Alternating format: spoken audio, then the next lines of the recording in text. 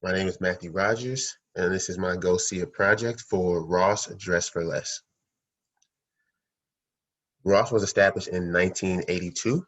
It is the nation's largest off-price retail chain, meaning it sells big brands like Nike, Adidas, Calvin Klein for up to discounts of about 40 to 60%.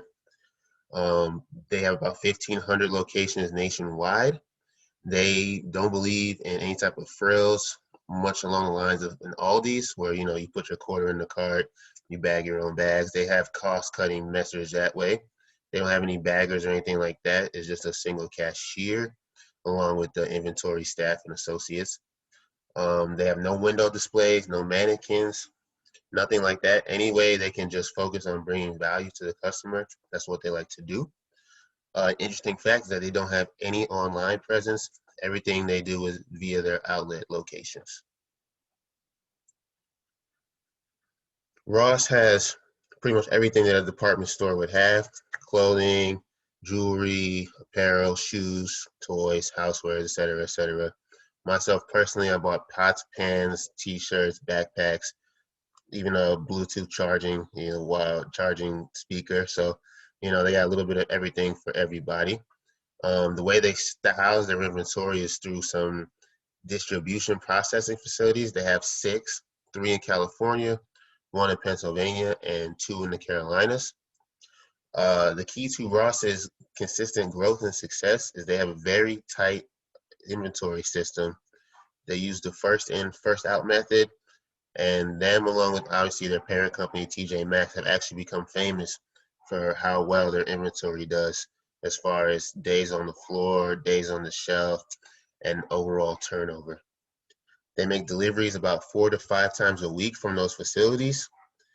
Their money is made via the quickness of how things that the quickness of how their inventory leaves, meaning that their ratio of inventory turnover is almost double their competition. And to elaborate on that point a bit more, they have an inventory ratio of 6.2. And if you compare that to Kohl's or Macy's, Kohl's is sitting at 3.3 and Macy's is at 2.86. And if you pay attention to any of the headlines, you sort of see that those retailers are struggling while Ross continues to grow even after the pandemic. On their 2020 financial statements, you'll see they have $1.6 million in inventory. 2020, obviously, with the pandemic, caused a little bit of chaos in the chain, and they suffered their first drop and obviously their first loss in about 30 years of operation. The inventory dropped down by about 200,000, but they seem to be on their way for a rebound this year. Inventory is outstanding for about 60 days. Compared to their competition, when Kohl's and Macy's, you're looking at about 113 to 120 days until their inventory leaves after being purchased. The company's primary buying offices are located in New York and Los Angeles, which are two key apparel markets. This gives their buyers an advantage of being able to seize opportunities quicker and take advantage of sort of gaps in the market that allows them to make their moves and take advantage of those margins. They also use a pack-away system for about half of their inventory. This involves them buying material during and at the end of season.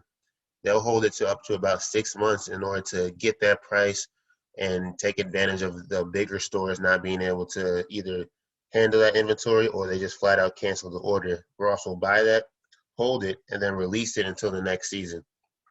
So using a first in, first out method for things that actually hit their floor. And then as far as the cost flow, they're going to have to use the weighted average because depending on what's in style or when they bought something, the price may have fluctuated, the value may have fluctuated, I should say. Some internal controls that they do is they have an independent auditor as well as an internal auditor. The audit committee is made up internally, and they review the annual, quarterly, and financial statements. They also look into the company's controls, and they discuss that with the board and management as far as the efficiency and the quality in which those programs are being deployed.